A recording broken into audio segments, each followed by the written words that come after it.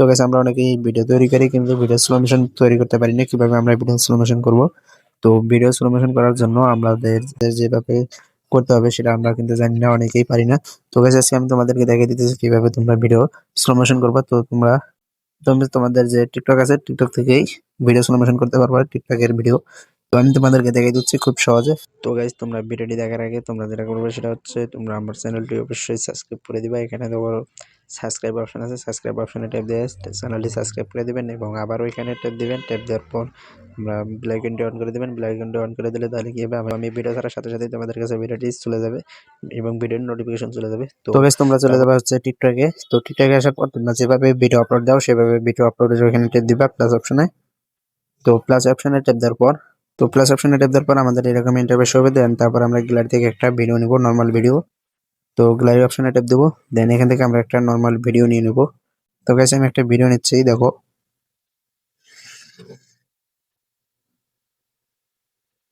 এটা হচ্ছে আমাদের নরমাল ভিডিও। তো এটাকে আমরা এডিট করব।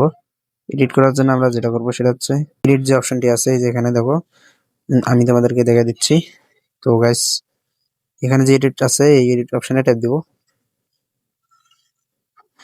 তো আমরা এই এডিট অপশনে ট্যাপ দিলাম। এডিট অপশনে ট্যাপ দেওয়ার পর আমাদের এরকম ইন্টারফেস শো হবে। দেন তারপরে আমরা যেটা করব সেটা হচ্ছে যে স্পিড যে অপশনটি আছে এখানে যে স্পিড, তো আমরা এই স্পিড অপশনে ট্যাপ দেব।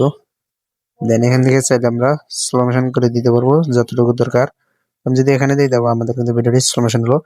এখন হচ্ছে আমাদের যেটা মেন সেটা হচ্ছে আমরা কিছু কিছু জায়গায় এডিট করবো, কিছু কিছু জায়গায় এডিট করবো না সেক্ষেত্রে। তো তোমরা এখান থেকে আমরা ভিডিও ওপেন করে দেবো। দেওয়ার পর আমরা যেখান থেকে স্লো মোশন করবো সেখান থেকে আমরা এখানে আটকিয়ে নেবো। তো এখানে নিলাম, নেওয়ার পর আমরা এখান থেকে স্টিপ যে লেখা আছে দেখো স্লিপ, তো আমরা এই অপশনে ট্যাপ দেবো। ট্যাপ দেওয়ার পর আমাদের লেয়ার দুটি হবে। দেন এখান থেকে আমরা এখন যদি স্পিড অপশনে ট্যাপ দেই বা এখানে আগে স্পিড অপশনে ট্যাপ দিবেন না। দেন তারপর আমরা যতটুকু স্লো মোশন করবো ততটুকু আবার আমরা আরেকবার স্লিপ দেব। দেন দেওয়ার পর আমরা যে লেয়ারটি নিচে রাখলাম সেই লেয়ারটির উপর ট্যাপ দেবো। দেন এখান ট্যাপ দেওয়ার পর আবার স্পিড অপশনে ট্যাপ দিয়ে আমরা এখান থেকে একটু কমাই দেবো। তো যদি আমরা একটু কমাই দিই, তো যতটুকু প্রয়োজন হবে আমরা ততটুকু কমাই দিব। দেন কমাই দেওয়ার পর আমরা এখান থেকে ক্লোজ অপশনে ট্যাপ দেবো। ট্যাপ দেওয়ার পর যখন দেখি আমাদের ভিডিওটি কেমন হয়। তো দেখো আমাদের কিন্তু অনেক স্লো মোশন হয়েছে। তোমরা যদি আরো স্লো মোশন করতে চাও সেক্ষেত্রে তোমরা আরো স্লো মোশন করতে পারবা। তো সেক্ষেত্রে তোমরা আবার স্পিড অপশন ট্যাপ দিয়ে যত নিচে নামাবা তত স্লো মোশন হবে।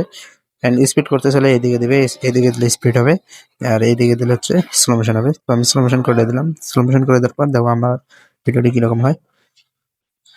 তো এখান থেকে দেখো কত সুন্দরভাবে স্লো মোশন হয়েছে। দেন এখান থেকে তোমরা চাইলে ইফেক্টও লাগাতে পারবা। তো দেখো এই যে এখানে ইফেক্ট লেখা আছে, এই যে ইফেক্ট। তো ইফেক্ট অপশনে ট্যাপ দেবো। দেন ইফেক্ট অপশনে ট্যাপ দেওয়ার পর আমরা এখান থেকে যেমন যেমন ইফেক্ট দরকার তেমন লাগাতে পারবো। দেখো এখানে আমাদের আছে 4K, 8K, এইচডি কোয়ালিটি।